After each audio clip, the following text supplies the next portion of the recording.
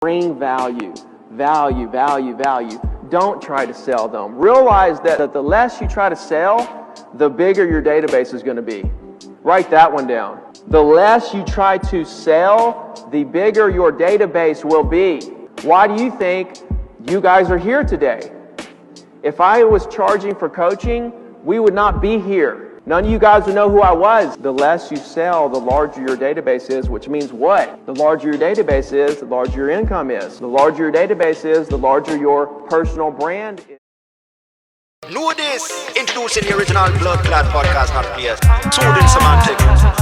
Special dedication all the way from New York. Boom. Yeah, man. SWOT semantic. Yeah, me know. Boom. Soothing semantic. Yeah, me know. Big ups to the man. Soothing semantic.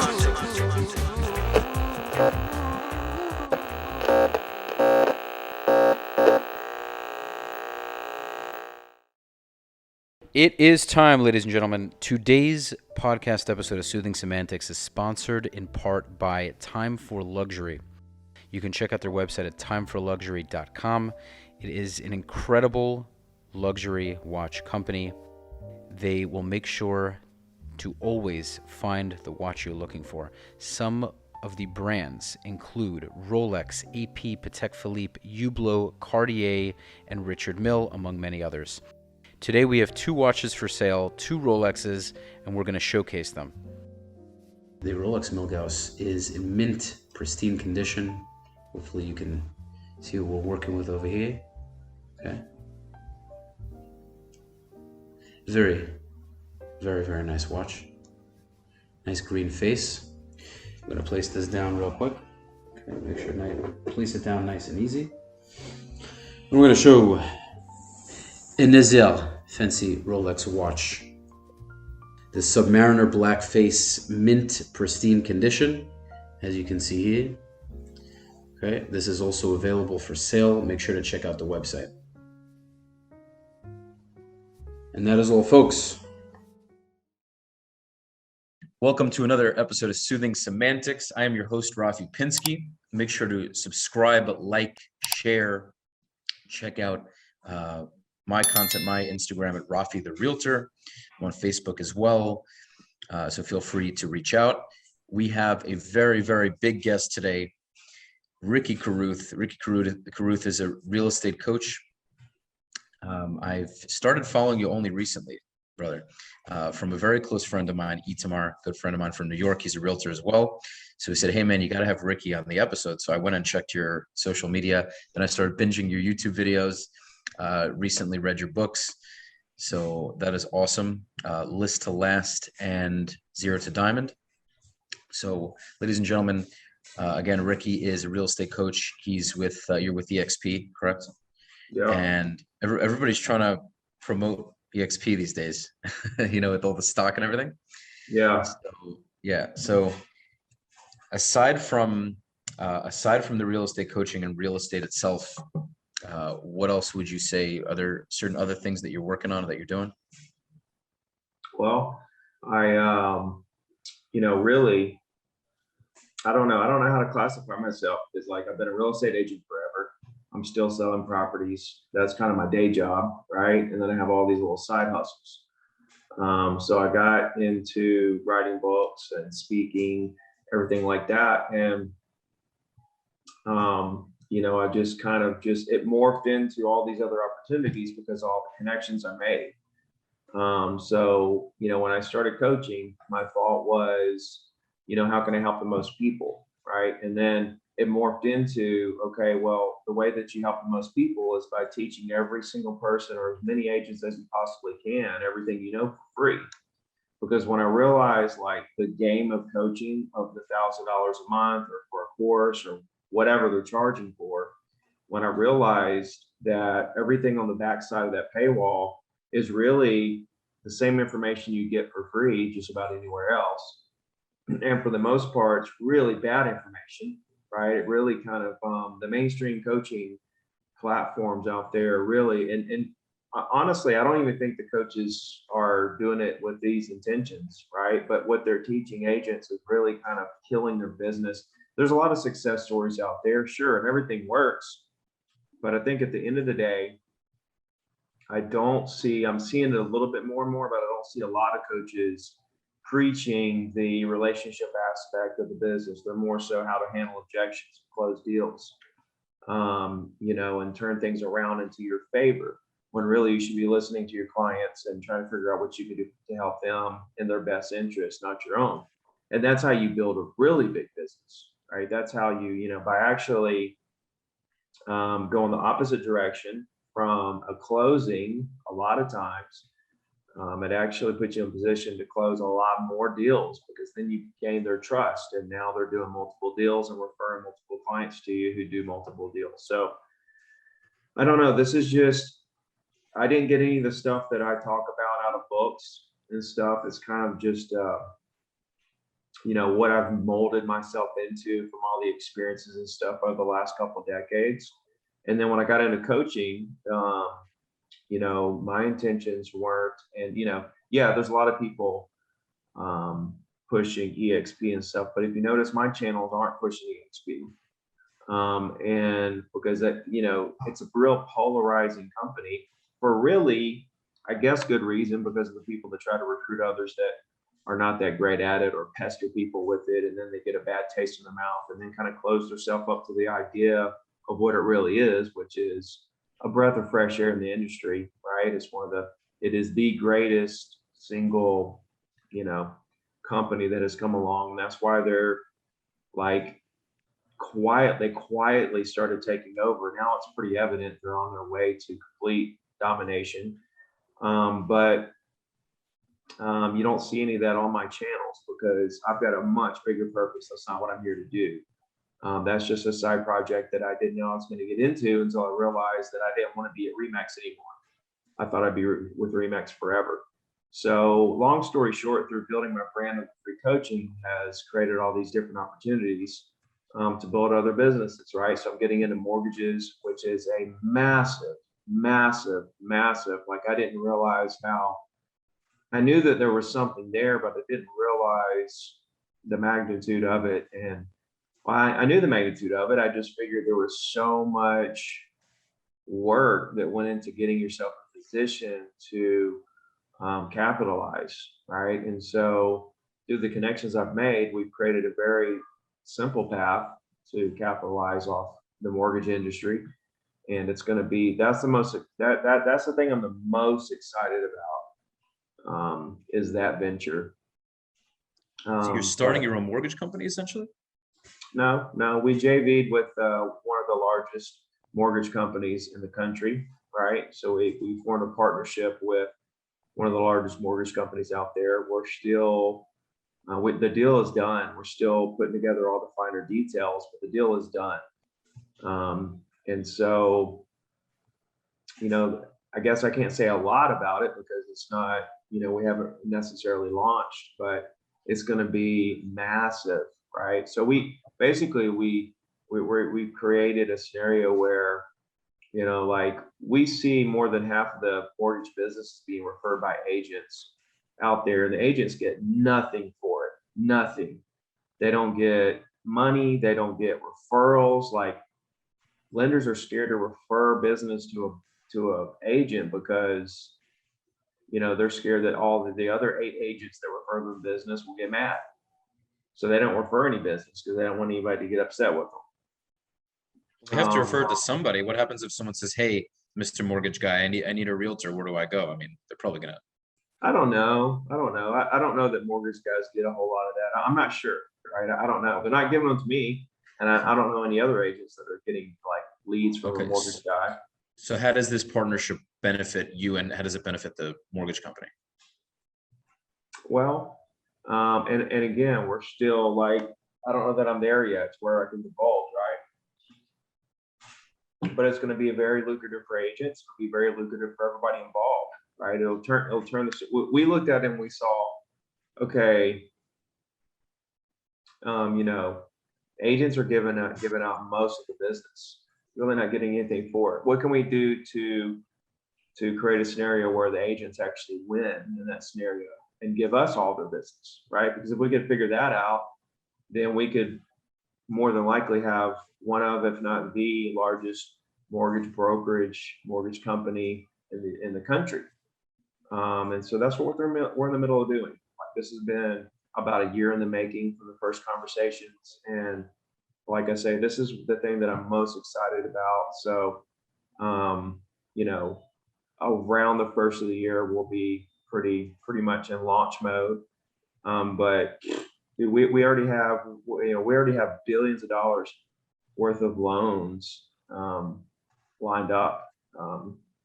It's a massive situation. Like I say, it's just, so, opportunities like this come out of, people, they're like, oh, free coaching, and they don't realize, like, especially the paid coaches are not really understanding. I don't see them really understanding, like, what I'm doing and kind of what the direction of,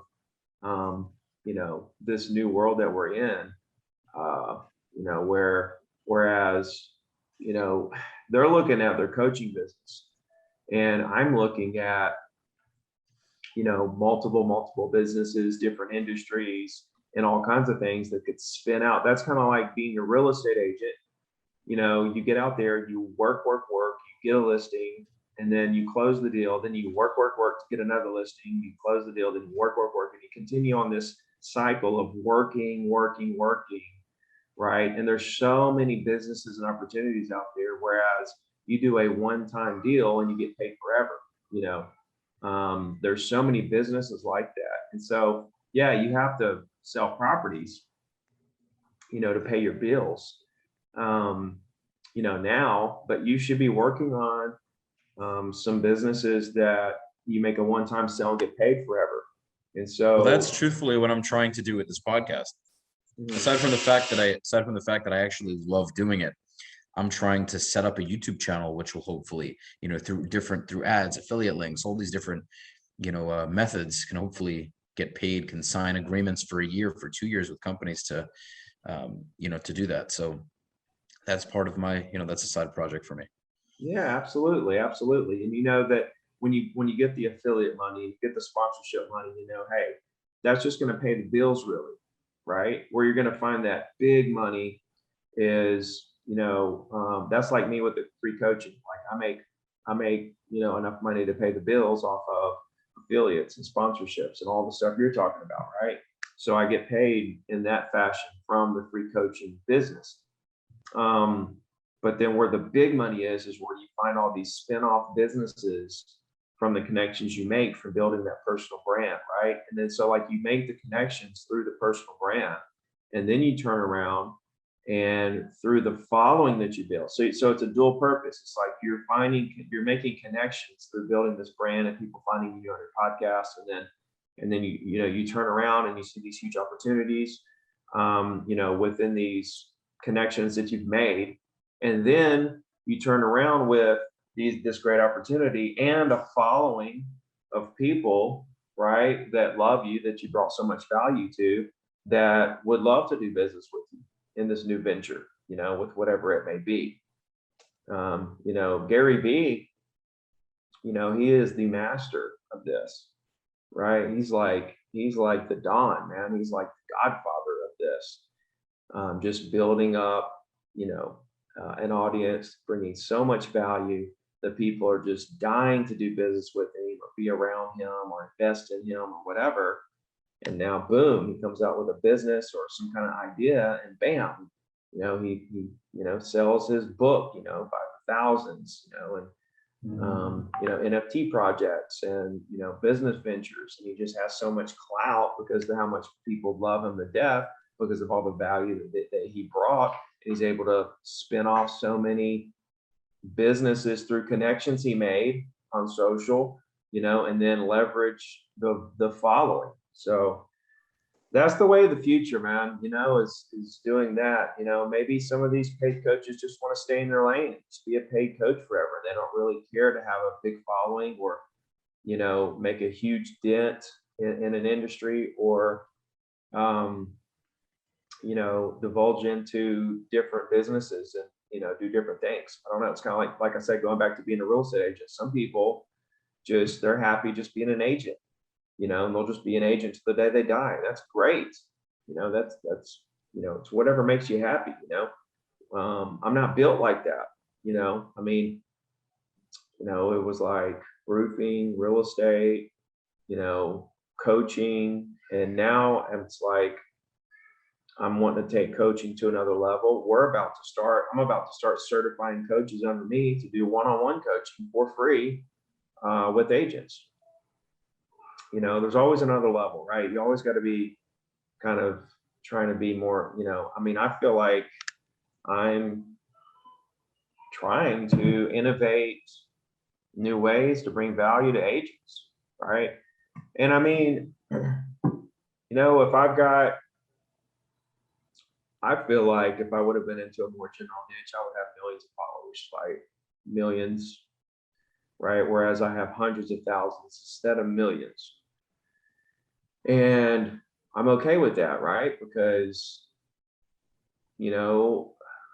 the real estate agent niche, like my following is like so concentrated of real estate agents. It's not like general people, and I don't know. I feel like my 100,000 followers is, as valuable. Let's not say more. Let's just say as valuable, maybe more valuable than someone else's 1 million followers. That's more general followers. I don't know. It's just like, okay, you look at. You said 100,000. You have over 200,000. So you're just giving. Well, I mean, I've got 75,000 on YouTube. Let's just say people who actually 79, Ricky. Whatever it is, right? Whatever it is, it's basically, when I say 100,000, I feel like that's probably what I have as far as like engaged fans. You know what I mean? Between all platforms, I don't know, but it's like this. You look at it, Grant Cardone, super polarizing guy.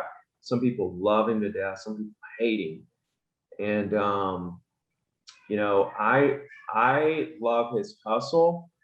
I'm not a big fan of his sales strategies, right? He's kind of he kind of took a lot of heat with Jordan Belfort's videos. I don't know if you saw any of those. Oh my gosh, man, that was a complete disaster for him. That was a complete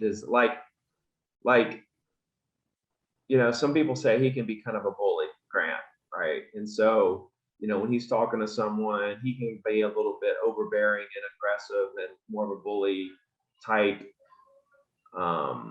role. I feel like, Jordan was kind of like the Grant Cardone to him. He like Grant Cardone Grant. Yeah. It was pretty bad. That was pretty bad. I mean, it comes back to me when I watch that and think about the history of the whole thing, is like, what did he ever sell? But that's neither here nor there. The guy's super successful, and that's why I brought this up, is because that's what I say. By the way, that's what I say. Everyone hates on him, and maybe isn't the best salesman according to strategies or whatever. There's a lot of people that love him, though. I mean, Right. There's people that hate on him, and that's what we tend to remember. But there's a lot of people that love him. That's what you don't. Sure. That's what a lot of people don't realize, especially the haters, is the people that love him. Like, I have admiration towards him, even though I don't agree with his sales strategies, and kind of the way he does stuff. You got to take your hat off to him, because of what he's accomplished up to this point and kind of what he's built. He made something out of nothing, and now he's got an empire, and he continues to build and work. But what I'm saying is like, okay, maybe I could get like that, right? And I could build this, and I could have a bunch of people hate me, and I could, build my name up to a point. And like, he raised $60 million. He claims he raised $60 million, $1,000 at a time, just from everyday ordinary people. $60 million to fund his latest project, his latest apartment complex project. I mean, that's pretty massive. That's massive. That is super massive. And so it's like, I know that I could dive into different sectors and different things and different industries and different, subjects and stuff like that. But I don't know. A lot of people say you're beating a dead horse with real estate agents. I see $1 billion right here.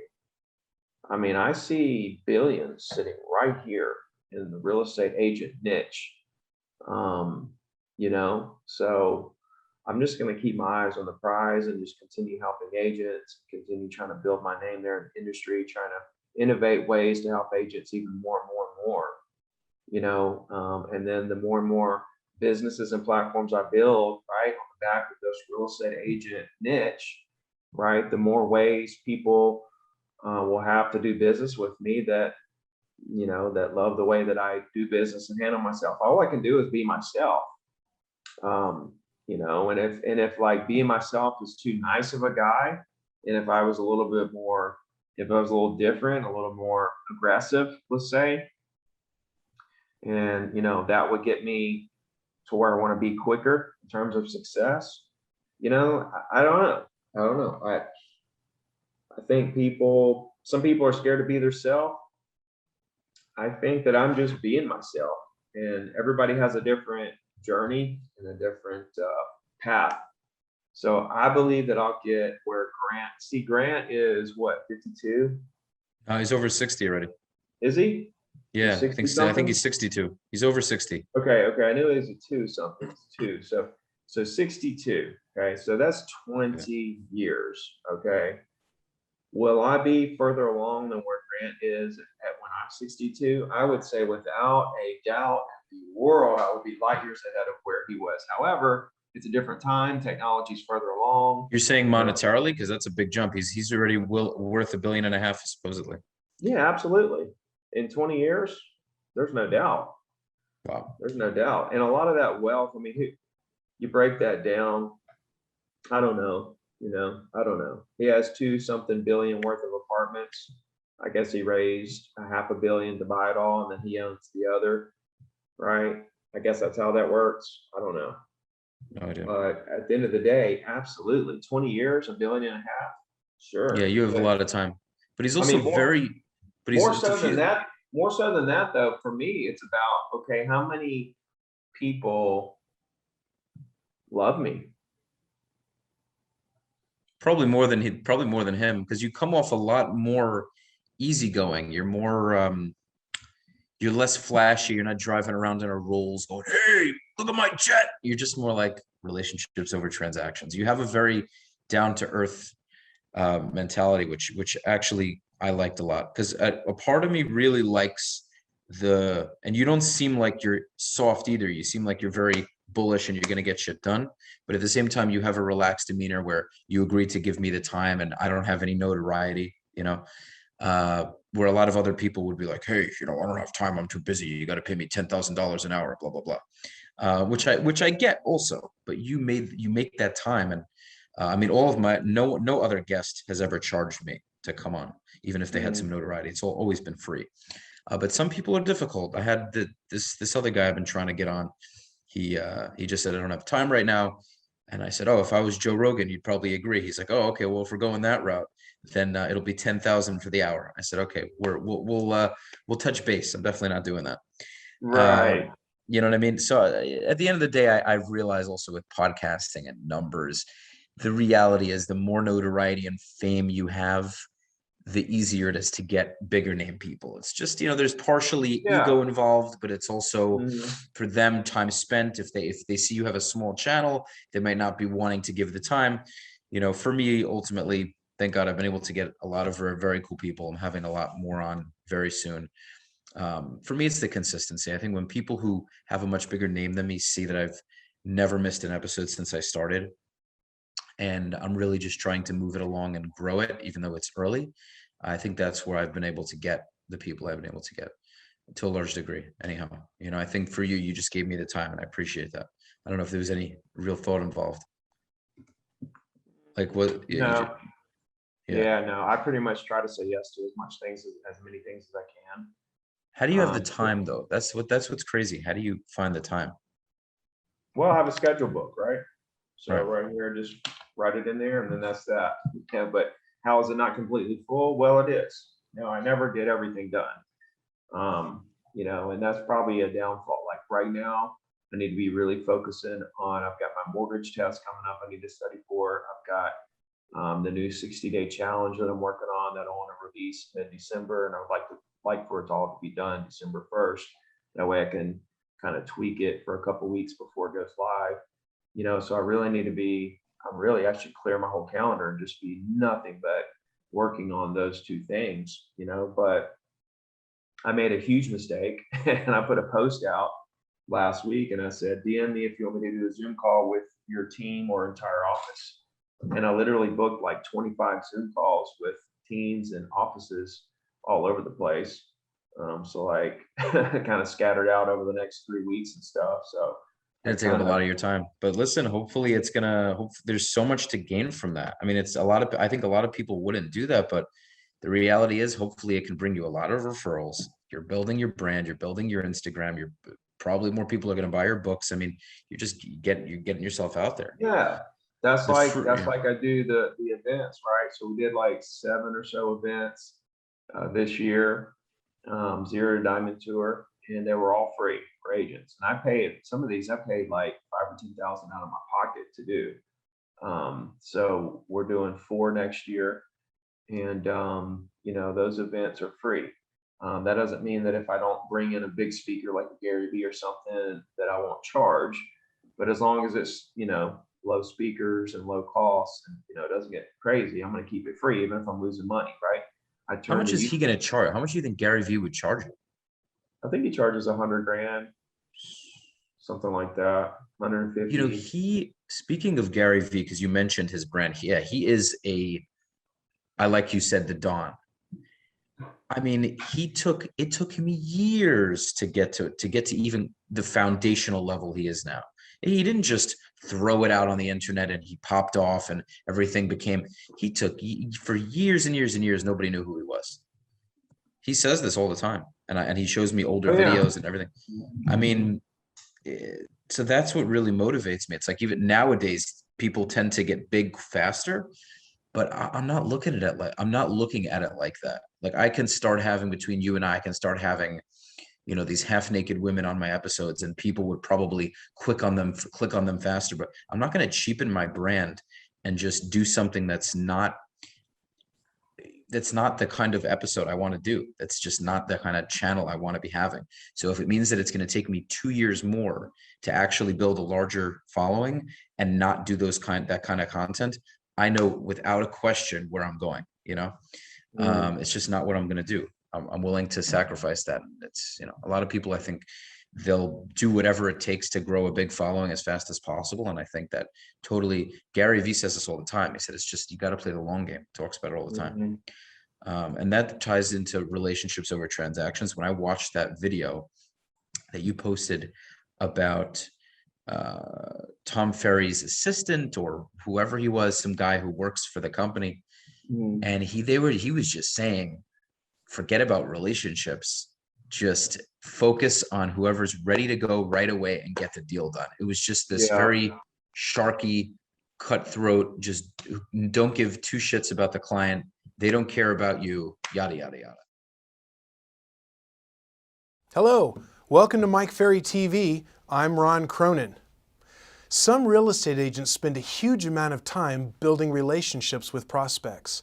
They get to know them, become friends, share recipes, play golf, and in short, they do everything but sell. The problem is that building a relationship takes a long time and produces highly uncertain results. There is no guarantee that the buddy you've built and cultivated will ever list his or her home for sale or list with you. Relationship building is a nice way to make friends, but you've come to the real estate industry to make a living. So let's move away from the concept of building a relationship, and instead let's turn our attention to the concept of pre-qualifying. And then you gave your 2 cents on that, and I said, I just don't understand how they've built such a large following as coaches. And I'm not saying that they don't know what they're talking about at all, but they really have never sold real estate. I mean, I don't know how long Mike has done it, but it's just crazy to me that both of them are very charismatic, But in general, the idea that you shouldn't focus on actually having people trust you and want to do business with you, I think is crazy. Because in the few transactions I've done, I haven't been in real estate for very long. My clients have been very happy, and I know that they're going to refer me. Like, there's no question. I love that rapport. I really enjoy it. It feels amazing. The check is great, but to actually have somebody that really loves that they love the business you did, and they like you and respect you as a person. You can't trade that for anything. Oh yeah, man. I mean, see, that's the thing. Like for me, this is the path of the least resistance, like going with the flow, with the client, helping them do what they want to do, listening to them, seeing what they want to do and helping them do it on their time, right? On their timeline. And kind of like leaving it in their world instead of trying to bring them into your world and say, okay, here's how we're going to do it. We're going to close the deal now. And this is why. I don't know. And again, there's people that are successful, with doing it that way. I just feel like the percentage of people who have the personality that can close deals like that are so far and few between. It's so little of a percentage of people, whereas the masses can take what I'm doing, which is actually listening to someone and helping them and treating them like family, right? And actually building, I don't know. I'm kind of biased, but I feel like you can build a much larger business, doing it like that, because you acquire so many and accumulate so many relationships, meaningful relationships, right? And that's the number one reason why people choose an agent. They're friends, right? It's like, and two, when you look at discount brokers and, all the fears of, something taking over the industry, relationships are going to win. This stuff is just not going to go to zero. Commissions just aren't going to go to zero. There's going to be a number there, and people are going to choose who they feel most comfortable with. So it's like when you have a lender, right? And you're an agent, you refer your business to a lender, and that lender just does amazing, just bang up job, and you're just like, couldn't be more happy. You're not going to risk the next deal with a client trying out another lender, right? 100%. To see if this lender works. When over here, this lender that you've been working with is just amazing. They're going to get the job done. It's too scary. Same thing for clients with an agent. Once they know the agent that does such an incredible job, they're going to be scared to try to do another transaction to see if another agent can do the same thing. So once you've created these bonds and they've given you an opportunity, and you show them and everything goes smooth for them, it's going to be hard for them to use a different agent. And they're going to be comfortable referring other people to you as well. The power of those deep relationships and really taking care of people really kind of locks in a lot of business for you, Without a doubt. Well, Ricky, that's why I'm saying, I know you're trying to move to Florida, but the clients in Florida already like me, Ricky. So if you're trying to come in and grab my business, they're going to be like, listen, Ricky, you're great. We know you're a killer in Alabama, but listen, Rafi's got it down here, man. Well, I already have my Florida license, and I already have my Florida license, and I do about 10 or 15 deals in Florida every year. I thought you were gonna appreciate my joke. I guess not. So be it. Well, when I do speeches in Florida, I always kind of joke around with the audience and say, hey, I have my Florida license. I'm in Miami, Orlando, or wherever. And I say, hey, I can move down here right now and just start gobbling up all the deals. Everybody's face just go white for a second. It would be an honor, man. For me, honestly, man, I would say at the end of the day, like you've said, there's plenty of business for everybody. If you're going to go and swallow everything up, I just want to work with you. I would want to co-list something with you. If I had a big transaction, even if it wasn't a big transaction, I would love to co-list it with you and see how you do it. That's it. To me, it would be an honor, man, if you join the South Florida space. So there's a couple of things that just to backtrack a little, I had a couple of questions, several. Well, first of all, I wanted to ask this in the beginning. You were initially doing roofing, right? You said your father was a roofer, right? So how did you initially go from roofing to real estate? And I've already heard you mention this, but for everyone listening, how did you get into real estate in the first place? Well, I went to college and I failed a history class. And I kind of dropped out and just said, I'm going to get my real estate license for fun. I wasn't even like committed to doing real estate. And then I passed the class, and then I didn't really know if I wanted to do it or not. So I didn't take the test initially. And then I came back home from Tuscaloosa and just started roofing houses, again. And after about a week or so of that, I was like, all right, this is not working for me. I'm going to go take the real estate test and see what I can do there. So that's kind of how it all happened. And then I quit roofing the day I got my license. Thought that was it. I was going to start making millions. And after 30 days, I didn't sell anything. I had to go back to roofing. And now I'm doing, real estate on the side. And that's kind of what took me 8 months. It took me 8 months to close my first deal. And that's because I was roofing houses from 9 to really 7 to 5 or 6 every day. And I had to kind of try to do real estate on the side. When it rained, you can't roof houses in the rain. So like rainy days, I would try to do real estate.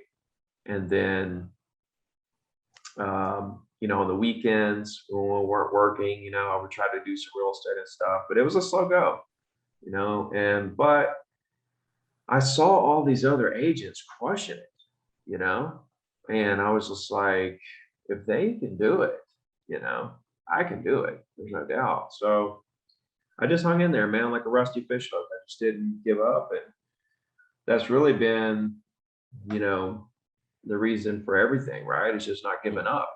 Well, real quick, you said you started doing it, and then I'm forgetting exactly what kind of the series of events was.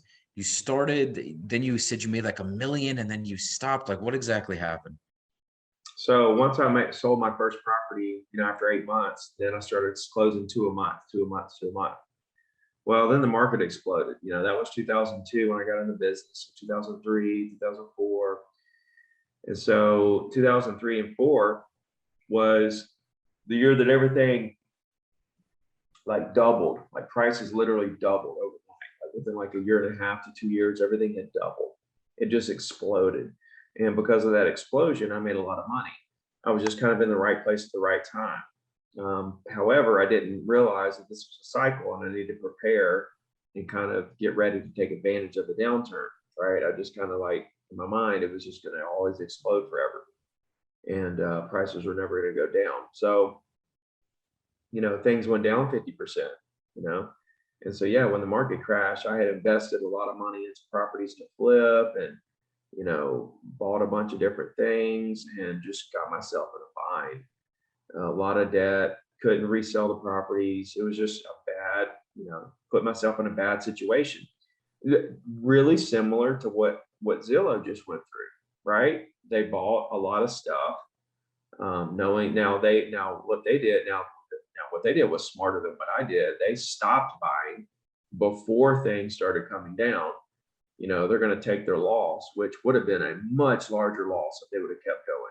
They would have put themselves in such a bind, which is what I did. Like I wasn't as smart as what Zillow just did. They stopped and I kept going all the way up to the crash and then thought that it was going to recover quickly. And it didn't. So it took me out and I went back to roofing. I was bankrupt. I was actually sleeping on friends' couches, slept in my car a couple nights. Man. So you went from having you were a millionaire at that point, correct? Yeah, 23, I was a millionaire. By 25, I was sleeping on people's couches, eating out of people's refrigerators. I literally didn't have $1 to my name. I was roofing houses, making like $300 a week. And I would spend that at the bar. But you couldn't sell these properties? No, because all the equity you had in it was gone. So I sold some of the properties for just what I owed on them. Right. So I didn't take any money out from what I thought I could sell them for, flip them and make money. I could have, but as the market declined, it erased all that equity. And so then I sold a lot of them for what I owed, which was great.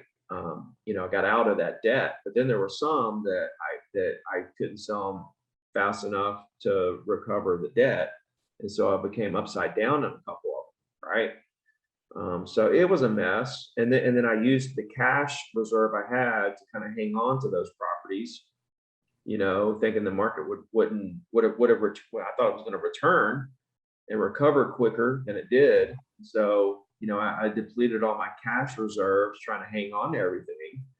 And then once all the cash was gone, there's nothing I could do. I had to let go, let stuff foreclose, go bankrupt, and everything else. So, but at the end of the day, You were single at the time? yeah. Okay. Oh, That yeah. makes things that makes things a little bit easier. At least you didn't have to take your family. I didn't have kids. I was single. I didn't have any responsibilities or anything. Now, what was interesting is like there were guys who were married with kids and were like 40, 50, 60 years old that went through the same thing. They were doing all the same stuff right next to you.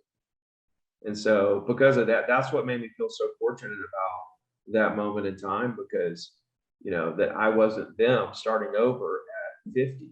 I was in my 20s learning all these lessons. It was really amazing. So I went and worked on an oil rig after about a year of roofing. I went and worked on an oil rig for a year. And, that was a very enlightening. That was wild, man. I've seen people get hurt really bad. And like, I was out there, like, it was hard work, which I was accustomed to with the roofing. So it wasn't really anything, but, it was wild. I mean, like there were nights where it was like, 20 degrees, it's raining, like, it was something, but, that was just something I had to go through, so I went through it. I learned my lessons and moved on. And I got laid off from the oil rig in 2008, January. I think it was January. It could have been February, March. Maybe it was April. Can't remember. But I got laid off, and I got back in real estate. I kind of learned a lot during that time about the market and about how real estate really works and kind of where I went wrong with things. Because even though I made some bad investments and, depleted my cash, I still should have been selling properties and making commissions and having some cash flow come in. But I didn't. That's what I was wondering. I was wondering, through all that craziness, how come you weren't trying to still sell some property? I'm just like every other agent that doesn't understand this stuff, right? You think when the market crashes, you're dead. You don't realize that closings are continuing to happen. You don't realize that, that business is unlimited no matter what the market does. You don't realize all this, that's one other reason why I try to preach what I preach and do all this free coaching, is to get the word out. And, my message has been very clear the whole time, the closings are going to happen every day, regardless of what the market does. And the business continues to be unlimited, regardless of market conditions. So that's just something I had to learn the hard way. And now I want to kind of give back to the industry and say, listen, you don't have to learn this the hard way. Just learn it right now. Just listen to what I'm saying.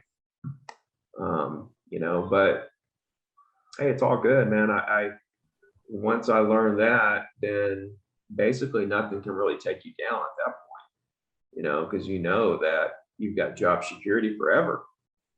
Closing is going to happen. You look at the worst times in the economic history, and real estate closings are still happening, tenfold. I mean, just by the truckloads.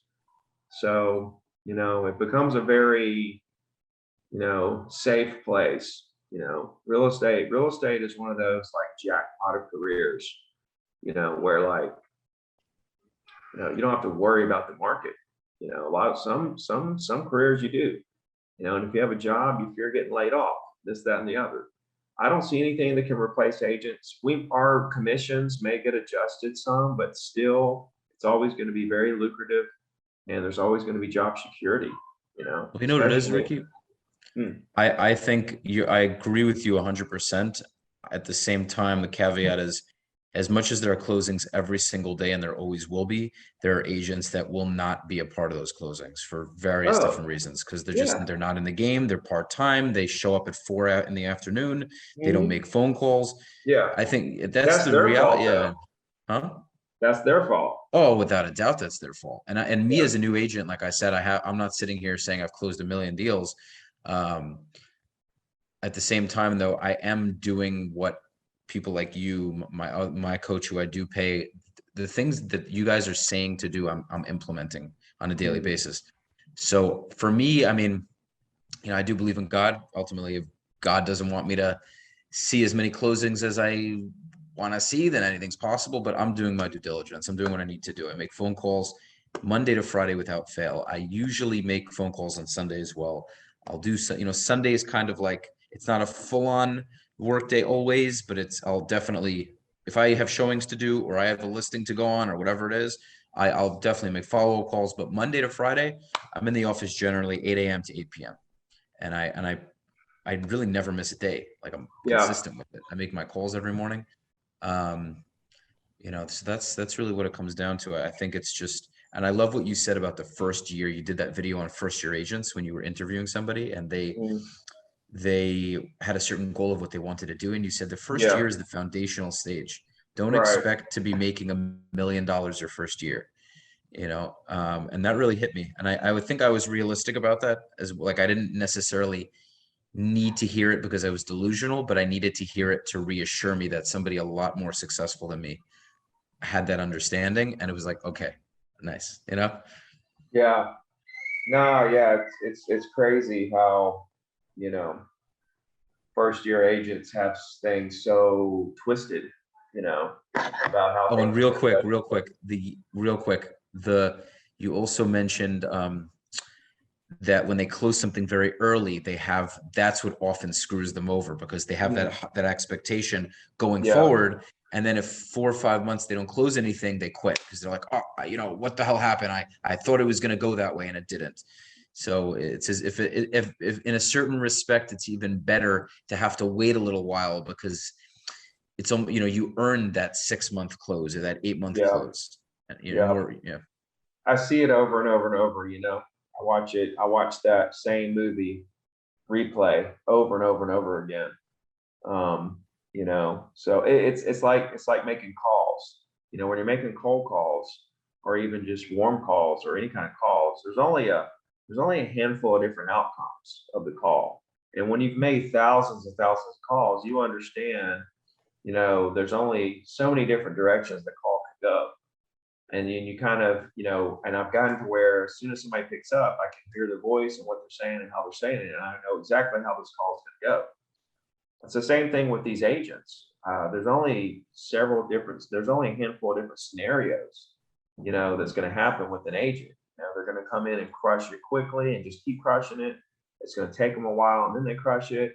They're not going to sell anything. They quit. They sell something quickly and then nothing for 3 months and then quit. Or like, there's only a handful of different scenarios. Or the company switchers, they don't take any accountability and they jump from company to company to company to company to company. They get sold. But what'd you say? They blame the brokerage, or they blame their team leader, or they blame their mentor, or they blame somebody, but it's not them. But they keep moving from brokerage to brokerage and continue to fail. And then they keep blaming the brokerage, right? But there's only one common denominator of all those brokerages, right? And it's them. But the flip side is that they're not really moving from brokerage to brokerage because they're failing. They're moving from brokerage to brokerage because they don't sell anything in a month. They're like, oh, I didn't sell anything here in a month, I'm going to move. Sell anything here in a month, I'm going to move. It's like, it took me 8 months to make my first sale. The average agent that actually succeeds closes their first deal in 6 months. That's the average. So I just think there's a lot of impatience. I was just at EXPCon speaking at the conference. And I said, this business is two things. It's sweat equity and patience. All right. It's work that you can't get around. There's no way you can bypass the work part of this. You can try to buy your way into market share, but at the same time, all the money you put into that's going to come right back to you having one-on-one conversations with thousands of people in your market before anything's going to happen. Right. And then on the back of that sweat equity and work, you got to be patient. Right. And I think those are the two things agents don't want to deal with. They don't want to put in the work, or as much work as required to actually hit their goals. And then they don't want to be patient on the backside of that work. They just want everything to happen. But if you can really get, the sweat equity part down, like you realize that, right? And you understand, like, to hit your goal, the thousands and thousands of one-on-one conversations in your market that you have to hit your goal, if you can kind of understand what that number is, and that's the only thing between you and your goal, there is thousands of one-on-one conversations with people in your market. And that's where the sweat equity part is. And you just chip away at that number every day, right? And have these great first impressions and great conversations, and kind of follow that up with personal branding through email and social media and stuff like that. Then your goal. That's really the key to this whole thing. People don't want to put in the sweat equity to have those one-on-one conversations by the thousands, and they don't want to wait, so that's what's creating so much failure out there. So that's part of my message. Without a doubt. It's so accurate. I think also on a simple level, just to expound, people want it quickly. They want it easily. They don't have the belief in themselves that if they stick it out for long enough, things will start to happen. I mean, there's so many factors. Having a mentor is so important, because otherwise you're kind of just, you're shooting in the dark. What's so interesting to me, and what motivates me largely, aside from my own personal whys of wanting to be successful and wealthy, is the alternative is so much worse for me. Because I'm doing something that I'm enjoying, and I'm doing something that has massive potential to make me very wealthy. My other alternative is like, I'm not working for someone else. I'm not working a 9 to 5. It's not an option for me. And I know that if I don't succeed at this, that is likely going to be the other alternative. So I'd rather bust my ass and go through the shitty parts of this, knowing that on the other side of it is just going to be really an awesome turnout. And I know there's going to be, I don't want to say this in a naive way, because listen, at the end of the day, even things you do enjoy are going to have their crappy components. Like I said, I just can't picture taking the alternative route.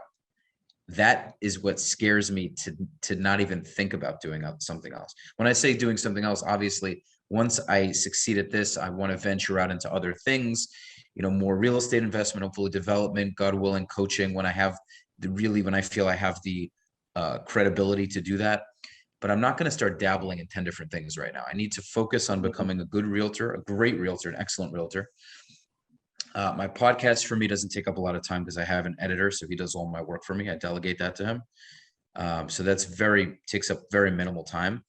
But these are my two focuses right now. I'm not trying to be a jack of all trades. So I'm just trying to double down, quadruple down on being as good of a realtor as I can be. And, through the podcast, I get to build my brand, put my name out there, hopefully make passive income with that. I mean, there's just so many different awesome options there, and that's really it. So, that's what I'm trying to do. Good, man. Well, that's good. We'll keep up the good fight. I appreciate that. What can you give, before I let you go? What advice can you give to somebody who's new, or even a seasoned realtor? And I know this can turn into a whole half-hour conversation, but what are just quick little things you can say that you feel are absolutely required? Well, I mean, it comes back to everything that I've already said here, which is that you just can't get into a hurry. Number one, take your time, baby step, realize that it's just an unlimited abyss forever, right? And then just start easing your way into learning how the game works, and the game works like this. People are going to choose their friend to be their agent. So the name of the game is, how many friends can you create in the market? And accumulate those friends and continue to build your brand with those friends. And that number needs to be in the thousands if you want to get where you want to go, right? So get to work, right? 2022 is going to be a monumental, incredible year for agents.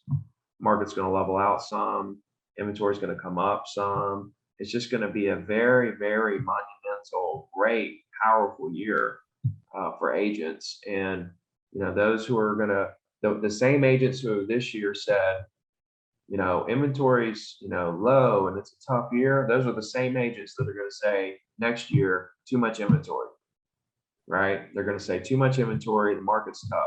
Right now, they're saying inventory's low. It's tough. Next year, they're going to say inventory's high. It's tough. They're going to find a reason why they can't, right? They're going to find a reason in the market why they can't. When in fact, this year, we've had the same amount of transactions as a country. We're down like 2%. That's nothing. especially when you factor in the double-digit price gain that we've had over the past year. That pretty much more than levels out. So the market's been incredible, and you're sitting here complaining about low inventory because your sales are down, right? When in fact the problem is you're not talking to enough people. You know People what I also mean? take breaks. People now, November to January, everyone's taking vacations, right? So there's just And a that's a lot of big problem. agents take, huh? That's a huge problem, right? And Yeah, I'm all it's about great for vacations. me. It's great for I'm, me all- I'm because all about I'm all about vacations. Go take a week, right? But don't take off months, because this is a 3-month lag business. And if you want to maximize your 2022, that includes January. And if you want to maximize January, that means you got to start 3 months before January and really bust it between then and January. If you want to have an amazing January. Otherwise, if you're just going to start January 1st on your 2022, you're behind the 8 ball now. Now Right. you've lost ground, and now you're trying to catch up, hopefully build some momentum by March, but by then you've lost a quarter, so I don't know, man. I think people just need to wake up and treat this like a job. And if they do, it'll be the best paying job they ever had. It's just that it's too flexible. Some people can't handle the flexibility. They realistically need somebody to hold them accountable. But one last thing is follow up. When I'm following up, let's say an expired or a FSBO, how do you determine whether someone is worth following up with? Because I know you're about relationships over transactions, which I agree with. So you're not necessarily going to have people that are ready to do things right away. They may take a year, they may take 2 years. For me, I mean, if I have someone that answers and they're pretty easygoing, I still want to touch base with them. I'll throw them in an email or something. Do you feel like when to you is it a waste of time to even bother whatsoever, and you just hang up the phone and never talk to them again? I've never fired a client. I've never turned down a lead. So if they answer, you touch base? What do you mean if they answer? Like if I'm calling Meaning to follow up? if you had a 2-minute, if you had a minute conversation with them, or even a 30-second conversation, and they said, hey, we're not looking to sell, call me back in 6 months. And obviously I'm not calling back in 6 months. I'm going to call back a lot sooner. But would you still follow up with that client if they didn't sound so motivated? Because you have that other side, like maybe the fairy side, which is like only follow up with people who are ready to do something in like 30 days or whatever it is. What's your take? Because I want to know when to really, I want to make Listen, sure man, that the whole follow-up game is like this. It's based on what they want to do, why they want to do it, when they want to do it. So therefore, every follow-up situation is different. It's all custom to their specific situation. There's no, follow up in a box. Like this is exactly how you do it every single time. I know. I Right. don't treat every follow-up the same way, for sure. Right. I listen to what they say. I take notes, and some people I'll And follow then up you with tell every few them, days. you tell them what you're going to do. Okay, based on this is what you want to do, when you want to do it, why you want to do it. Based on all that, this is our next step. Right? I'm going to call you here. I'm going to send this to you. We're going to meet there. Whatever the next step Got it. is, the next contact, you tell them based on that, here's our next move. Right? And you go to that move. Okay. And then once that move happens, then we're going to the next move. And so it's all customizable. Now, if you got people who are kind of like, oh, call me back in a month, we'll see what happens. Those people aren't that serious. Go ahead and call them back. Let them not answer. They're still going to continue to get your emails, right? They're still going to see you on social. You're still going to build your brand with all these people. And the people that aren't going to do anything now, that's fine. At least hopefully they remember you because you're doing great marketing, that when they do decide to do something for real, they think of you. Or they might refer somebody else to you that they know, that's Right. very likely. Right. Yeah. And in terms of calling, I just do expired and FSBO. Do you also do, because I know you talk about neighborhood search. What I do is I get in the morning at 8 o'clock. I do script practice from 7:30 to 8 o'clock. Then I start my calls. So from 8 to 12, I'm making calls. I start doing the new expired, then I do FSBO, the new FSBO, whatever comes up that day. Then I'll go back to old expired. Sometimes I'll do like older FSBOs too, but it's pretty much just new expired, new FSBO, and then old expired.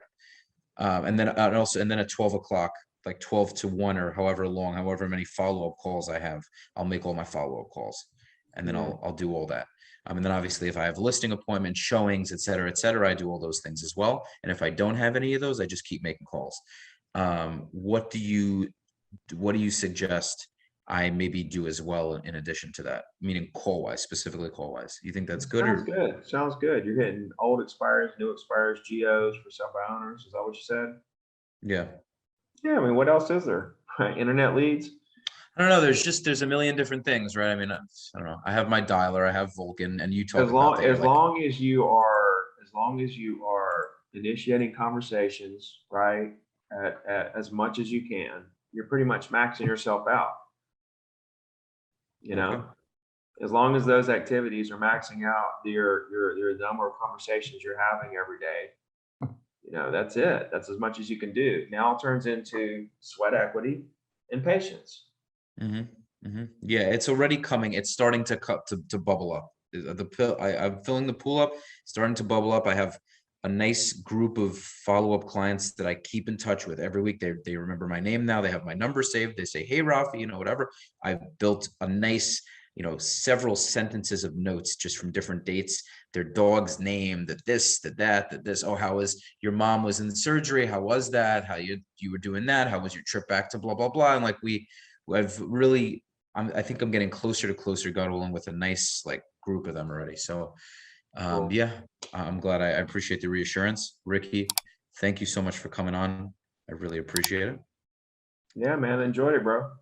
Absolutely. Guys, make sure to check out his socials. I'm going to drop all your socials into the episode. Make sure to subscribe to the podcast again. Follow Ricky on social media. Follow me on social media. And I will see you guys soon. Thanks again, Ricky. I'll talk to you. See you, bud. Bye.